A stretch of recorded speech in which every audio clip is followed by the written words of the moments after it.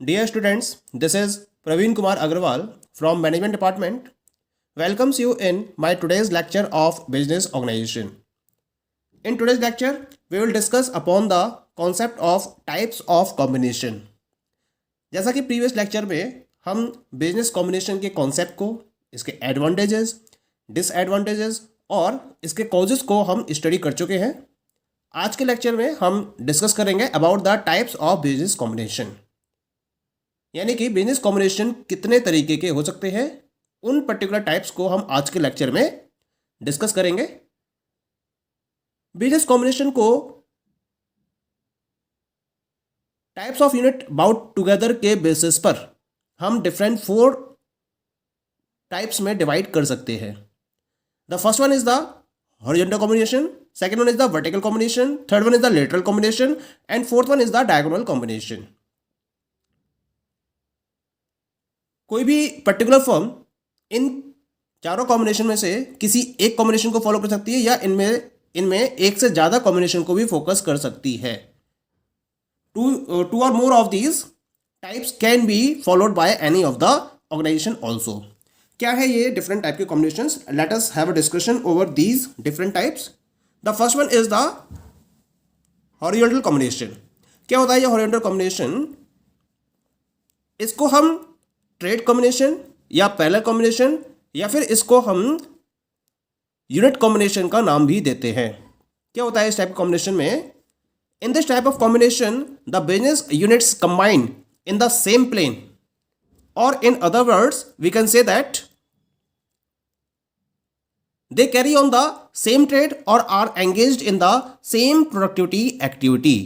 They are more or less similar in characteristics and compete on the same plane. यानी कि जब हम particular उन बिजनेस यूनिट्स को एक दूसरे के साथ में कंबाइन करते हैं जो एक ही इंडस्ट्री के अंदर एक ही टाइप को कमोडिटी को प्रोड्यूस कर रही होती हैं, यानी कि सेम प्लेन में जो अपने बिजनेस एक्टिविटी को फॉलो कर रही होती हैं या फिर जो सेम टाइप की प्रोडक्टिविटी एक्टिविटी को फॉलो कर रही होती हैं, सेम ट्रेड में सेम टाइप की कमोडिटी को प्रोड्यूस कर रही हैं, उन टाइप की फर्म्स को जब हम एक दूसरे के साथ में कंबाइन करते हैं तो ऐसे कॉम्बिनेशन को हम हॉरिजॉन्टल कॉम्बिनेशन का नाम देते हैं. अगर हम सेम प्लेन की बात करेंगे तो सेम प्लेन में ये जो फर्म्स होती हैं वो ऑलमोस्ट सेम कैरेक्टरिस्टिक्स रखती हैं और सेम लेवल पर ये एक दूसरे से कॉम्पीट कर रही होती हैं. तो कंपटीशन को एलिमिनेट करने के लिए ये क्या करती है, एक दूसरे के साथ में कंबाइन हो जाती हैं और कंबाइन होकर अपने ऑपरेशन को एज इट इज परफॉर्म करती हैं. क्या डिफरेंस आ जाता है कि पहले ये स्मॉल स्केल पर परफॉर्म कर रही होती हैं और जब ये एक दूसरे के साथ में कंबाइन हो जाती हैं तो ये लार्ज स्केल पर परफॉर्म करना स्टार्ट कर देती हैं. तो हम ऐसे कॉम्बिनेशन को हॉरिजॉन्टल कॉम्बिनेशन का नाम देते हैं. हॉरिजॉन्टल कॉम्बिनेशन को हम एक एग्जाम्पल के बेसिस पर आसानी से समझ सकते हैं. सपोज करिए कि in a particular market there are several sugar units producing sugar.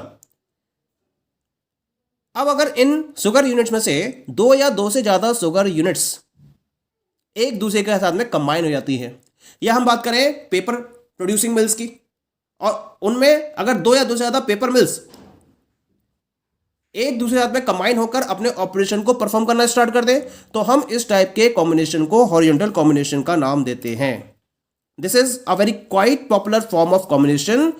जैसे मैंने डायग्राम में आपको रिप्रेजेंट किया है, यहां मैंने 6 पर्टिकुलर शुगर मिल्स को कंबाइन किया है.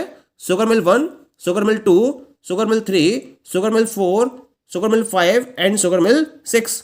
और ये 6 की 6 शुगर मिल्स क्या कर रही हैं, अपने ऑपरेशंस को कंबाइन कर रही हैं और कंबाइन करके ये अपने ऑपरेशन को कंबाइनली परफॉर्म करती हैं. तो हम इस पर्टिकुलर कॉम्बिनेशन को हॉरिजॉन्टल कॉम्बिनेशन का नाम देते हैं. पॉइंट क्लियर हो गया? हॉरिजॉन्टल कॉम्बिनेशन मतलब हुआ जो पर्टिकुलर फर्म्स एक ही इंडस्ट्री के अंदर वर्क कर रही होती हैं और सिमिलर टाइप के प्रोडक्ट को प्रोड्यूस कर रही होती हैं, अगर वो अपने ऑपरेशंस को कंबाइन कर देती हैं तो हम ऐसे कॉम्बिनेशन को हॉरिजॉन्टल कॉम्बिनेशन का नाम देते हैं. That is clear. इसका मतलब हुआ कि हॉरिजॉन्टल कॉम्बिनेशन और voluntary combination is an association of two और more business units of same nature under a single management. इसके साथ साथ क्या होता है, वो एक ही मैनेजमेंट के अंडर में वर्क कर रही होती हैं। पहले क्या था, उनके फर्म के जो बिजनेस थे वो अलग अलग थे और उनका मैनेज करने के लिए, ऑपरेशंस को मैनेज करने के लिए जो मैनेजमेंट था वो भी अलग था। लेकिन जब उनके ऑपरेशंस कंबाइंड हो जाते हैं तो उनके ऑपरेशन एक सिंगल रह जाते हैं और उनको कंट्रोल करने के लिए हम सिंगल मैनेजमेंट का यूज करते हैं। तो हम ऐसे वॉलंटरी एसोसिएशन को या वॉलंटरी कॉम्बिनेशन को हॉरिजॉन्टल कॉम्बिनेशन का नाम देते हैं। ओके, अब बात आती है कि बिजनेस कॉम्बिनेशन, जिस हम पर्टिकुलर हॉरिजॉन्टल कॉम्बिनेशन की बात कर रहे हैं, इसके की ऑब्जेक्टिव्स क्या है, क्या पर्पस इससे कंप्लीट होता है किसी भी पर्टिकुलर फर्म के लिए। जैसा कि हमने पहले भी डिस्कस किया था, मार्केट में इंटेंस कंपटीशन को अवॉइड करने के लिए इस टाइप के कॉम्बिनेशन को बहुत ज़्यादा फोकस किया जाता है। तो इसमें सबसे बड़ा बेनिफिट क्या होगा, सबसे बड़ा बेनिफिट है minimising the per unit cost. यानी कि आपको अगर प्रोडक्शन की कॉस्ट कम करनी है, उस प्रोडक्शन की कॉस्ट को कम करने के लिए आपको क्या करना पड़ता है, डिफरेंट बिजनेस यूनिट्स को एक साथ कंबाइन करना होता है। यानी कि जब हॉरिजॉन्टल बिजनेस कॉम्बिनेशन को फर्म्स फॉलो करती हैं तो वो अब स्मॉल स्केल पर ऑपरेट नहीं कर रही होती हैं, बल्कि वो लार्ज स्केल पर ऑपरेट कर रही होती हैं। और इस लार्ज स्केल के ऑपरेशन की वजह से इनकी जो प्रोडक्शन कॉस्ट है वो मिनिमम लेवल तक पहुंच जाती है और ये जो प्रोडक्शन कॉस्ट होती है पर यूनिट के बेसिस पर वो मिनिमाइज हो जाती है। ये केवल केवल क्या होता है, लार्ज स्केल पर ऑपरेशन को परफॉर्म करने का रिजल्ट होता है। क्लियर। सेकेंड ऑब्जेक्टिव क्या है इसका, the second one is the elimination of the competition. Competition eliminate हो जाता है क्योंकि जो फर्म्स पहले एक दूसरे के साथ में कॉम्पीट कर रही थी, अब वही फर्म्स क्या कर रही है, एक दूसरे के साथ में कंबाइन होकर बिजनेस को परफॉर्म कर रही हैं। तो क्या हुआ, इनके बीच का जो कंपटीशन था वो बिल्कुल खत्म हो गया, वो जीरो हो गया, बल्कि कोऑर्डिनेशन बढ़ जाता है। और उस कोऑर्डिनेशन के बढ़ने की वजह से हर किसी का प्रॉफिट इंक्रीज होना स्टार्ट हो जाता है। क्योंकि सबसे बड़ी बात क्या है, कंपटीशन एलिमिनेट हो गया कंबाइन होने की वजह से। ये सबसे बड़ा ऑब्जेक्टिव होता है बिजनेस फर्म्स के एक दूसरे के साथ में कंबाइन होने के पीछे। Next one is the hiring the expert services. क्योंकि अब क्या है, जो बिजनेस फर्म्स है वो अब स्मॉल स्केल पर ऑपरेट ना करके लार्ज स्केल पर ऑपरेट करना स्टार्ट कर देती हैं। ठीक है, तो इससे क्या फायदा मिला उनको कि अगर वो एक्सपर्ट्स की सर्विसेज को हायर करना चाहें जो पहले नहीं कर सकती थी, अब वो लार्ज स्केल पर ऑपरेट करने की वजह से ऐसा कर सकती हैं। क्योंकि अब इनकी एक सिंगल एसोसिएशन हो चुकी है। पहले नंबर ऑफ फर्म्स ज़्यादा थी, अब नंबर ऑफ फर्म्स की बात सिंगल रह गई जिन्होंने अपने ऑपरेशन को कंबाइन कर लिया है। और उस बेसिस पर इनके पास रिसोर्सेज ज़्यादा अवेलेबल होते हैं और रिसोर्सेज ज़्यादा होने की वजह से ये एक्सपर्ट्स की सर्विसेज को हायर करती हैं और अपने बिजनेस की एफिशिएंसी को इंक्रीज करती हैं इन सर्विसेज के बेसिस पर। Clear. Next one is the supplying goods at lowest prices. Point is that कि पर यूनिट कॉस्ट क्या हुई, इनकी मिनिमाइज हो गई। जब पर यूनिट कॉस्ट मिनिमाइज हो गई तो ओवरऑल कॉस्ट इनकी रिड्यूस हो जाती है। और जब ओवरऑल प्रोडक्शन कॉस्ट रिड्यूस हो गई, जो कॉस्ट ऑफ ऑपरेशन है वो इनके रिड्यूस हो गए, तो ये गुड्स को भी मार्केट में लोएस्ट प्राइस पर सप्लाई करने की पोजीशन में आ जाती हैं। पहले इस पोजीशन में नहीं थी क्योंकि इनकी प्रोडक्शन कॉस्ट ज़्यादा थी, कॉस्ट पर यूनिट ज़्यादा थी, लेकिन ऑपरेशन कंबाइन करने के बाद पर यूनिट कॉस्ट के मिनिमाइज होने की वजह से ये अपने गुड्स को मार्केट में लोएस्ट प्राइस पर सप्लाई कर सकते हैं और अगर थोड़ा बहुत कंपटीशन है तो उसको वो प्रॉपरली फाइट भी कर सकते हैं। लेकिन ये केवल और केवल कॉम्बिनेशन के बेसिस पर ही फुलफिल हो सकता है। Next one is the avoiding over production. Over production की सिचुएशन को अवॉइड करना है तो इसके लिए क्या करना पड़ेगा, आपको डिमांड को सप्लाई से मैच करना पड़ेगा। और ये कब पॉसिबल है, जब सारी फर्म्स एक दूसरे साथ में कंबाइन हो जाती हैं। तो कंबाइन होने के बाद ये अपने रिसोर्सेज को पूल कर लेती हैं। पूल करने के बाद ये इफेक्टिव वे में उसको यूटिलाइज करती हैं, क्योंकि अगर इफेक्टिव यूटिलाइजेशन नहीं करेंगी तो रिसोर्सेज को प्रॉपरली यूटिलाइज नहीं किया जा सकेगा। और उन रिसोर्सेज को प्रॉपरली यूज करते हुए जो मार्केट में सप्लाई होती है, जो मार्केट में डिमांड होती है, उसके अकॉर्डिंग अपनी सप्लाई को मैच करते हुए ओवर प्रोडक्शन की प्रॉब्लम को अवॉइड करती हैं। ओवर प्रोडक्शन कब होगा, जब मार्केट में सप्लाई ज़्यादा हो जाए और डिमांड कम हो।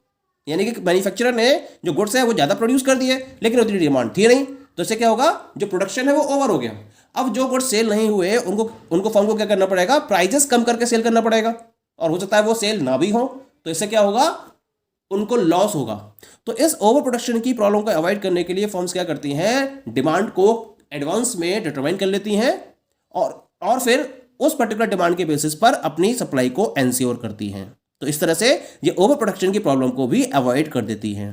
Clear. Next one is the improving production methods.